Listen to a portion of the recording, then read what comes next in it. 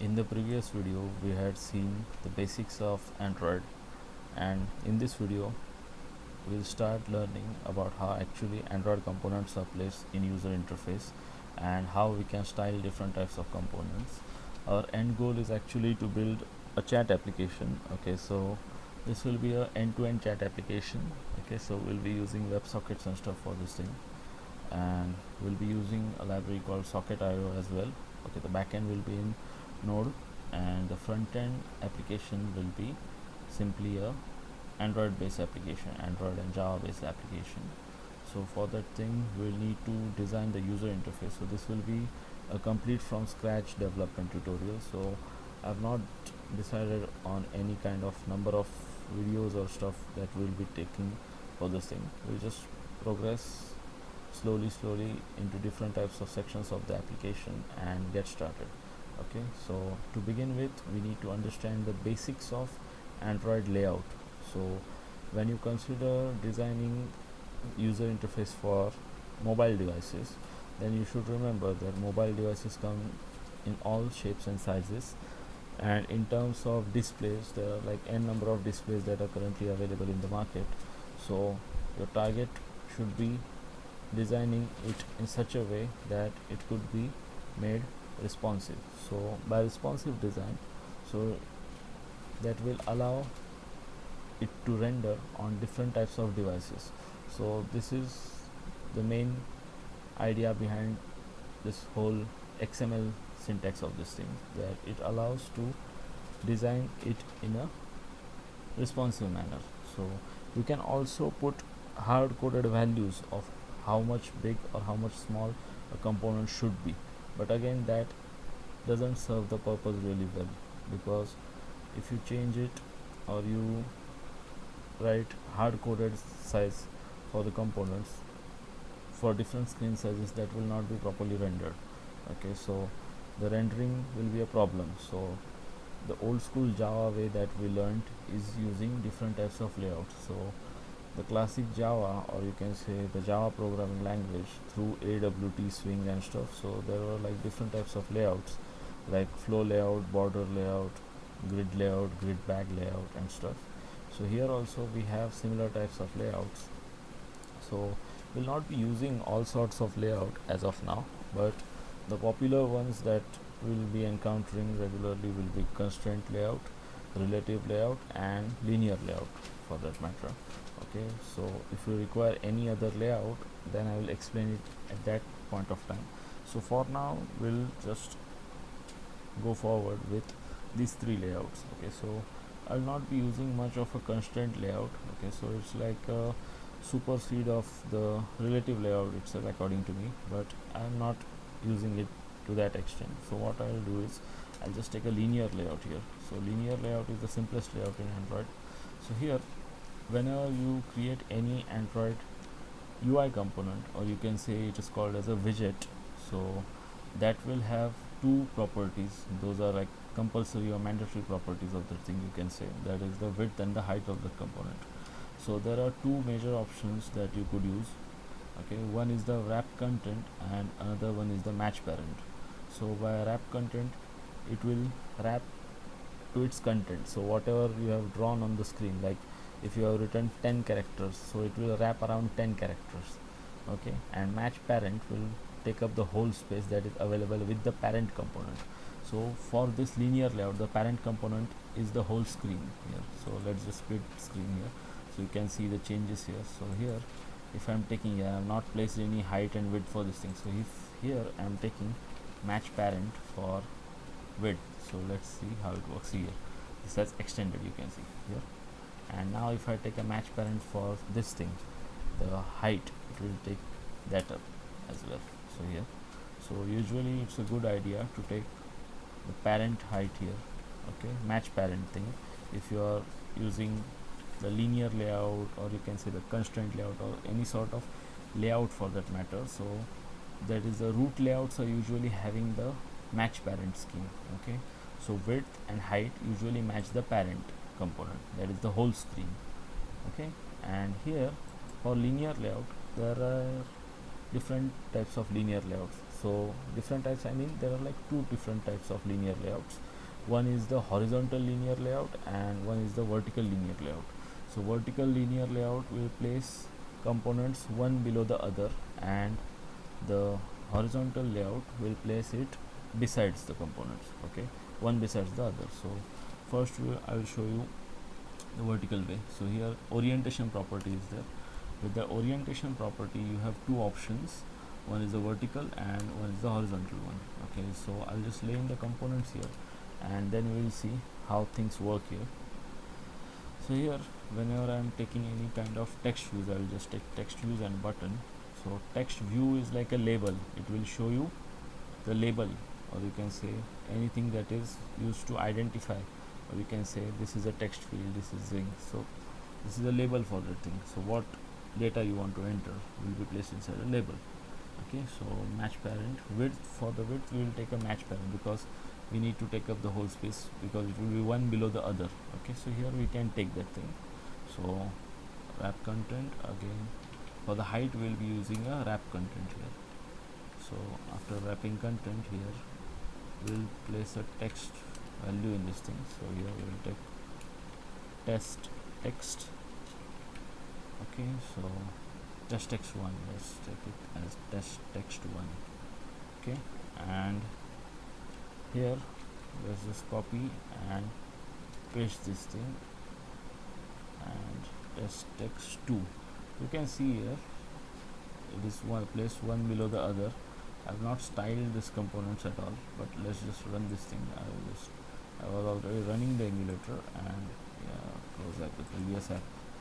Okay, the previous changes need to be applied. Okay, so terminate this thing and it will just start the new instance. Okay, yeah, see here you can see one below the others. This is very small, but it's clearly visible here, I guess.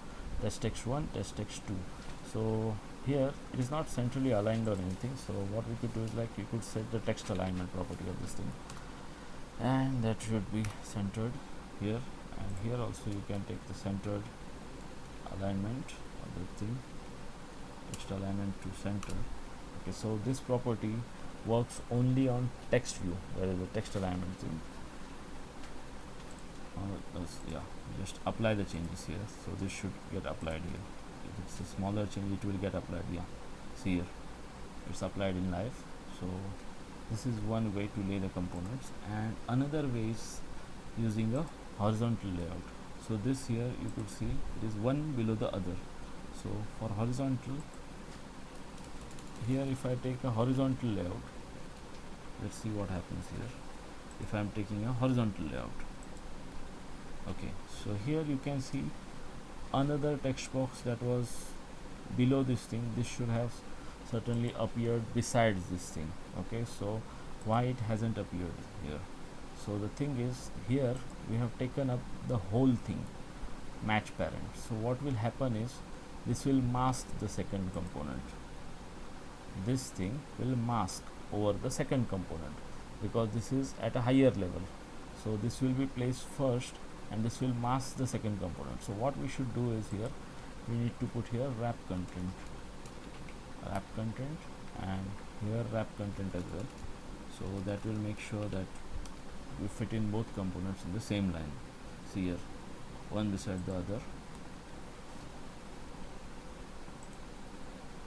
Yeah, so here it doesn't have any space in between them. So for spaces you could use something as simple as a margin. So here there's something like a margin horizontal, just give it a margin NDP, let's say. So this will place the components of R, and see, that's it. So here one thing that you need to remember while using margins, okay, so this margin horizontal and margin vertical property was introduced in API level 21 or 23, I guess. So if you are using, or if you are planning to use this for longevity or kind of backend compatibility of the application, so if you are using for much older Android systems, so make sure you not use this property. Instead of that, you could use the margin at left and right, so you will have to write 2 lines here. So that would be better way if you are planning to support for older Android versions. So because there is like a lot of devices with Android 5.0 that are being currently used for handheld devices, so that is one use case that you need to remember if you are designing for some kind of older legacy devices which still use like Android 5.0, Android 6.0. So things change a bit on that front. Okay, so this is it, and after this what we could do is like we have to give a ID property to that thing. So uniquely identify these components, we need to have a ID. Okay, sorry, Android ID, and here ID is given in such a way. See here, @ plus ID here. So here if you place this thing and if you write txt, and you could write anything like txt num1. So this is just a text view. Okay, so this will just view the text. Now what we need to do is have a edit text, that is a editable text field.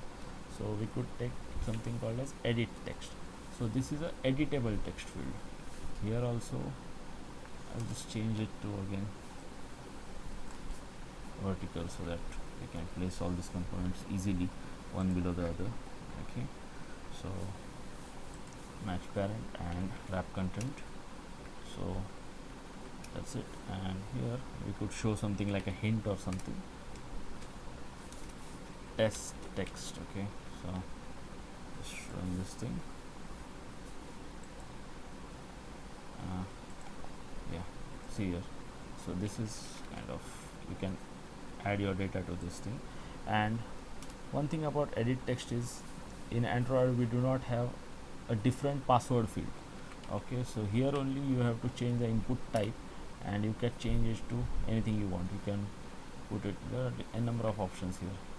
You have phone, number, number signed, number password, number decimal, date, time, date time. Yeah, so here you have to keep it as text password.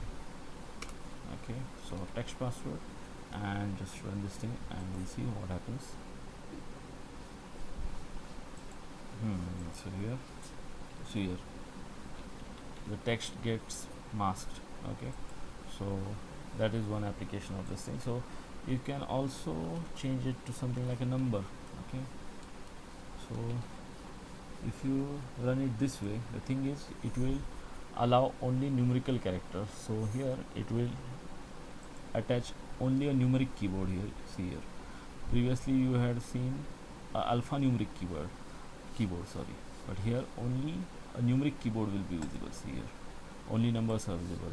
Even these two things will be just shown here, they won't work here. Okay, so they are a part of the standard, so it is visible, but ideally they don't work here unless you are using something like a decimal or anything. So in that case it will work, but otherwise it doesn't work here. Okay, so here as per different types it will change the keyboards. So if you are keeping a phone, so you will have this pound symbol, or you can say the hash symbol and stuff. So those two things will be added here, just so that we can see here. This will be showing you a dialer keypad, you can say, kind of a thing. So that will be visible here.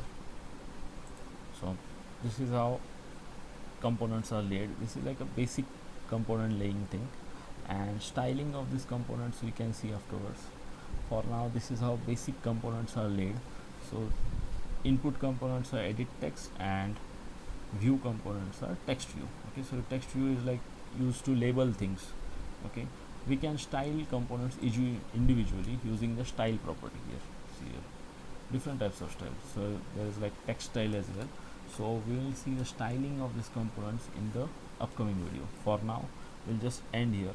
Okay, so as to not increase the length of the videos. Okay, that will affect the viewership of this thing. So let's just keep it short and simple. Okay, thank you.